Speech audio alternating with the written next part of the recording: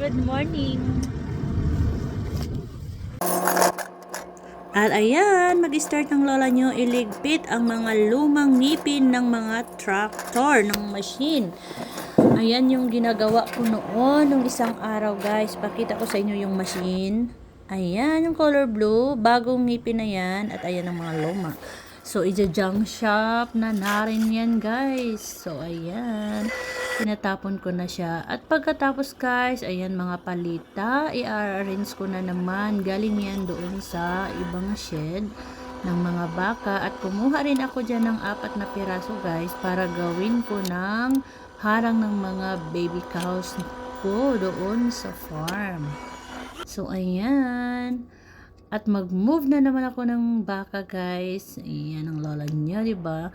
Kailangan sa isang araw marami akong magawa. At ayan guys, busy na ang lola nyo. Thank you for watching. Bye!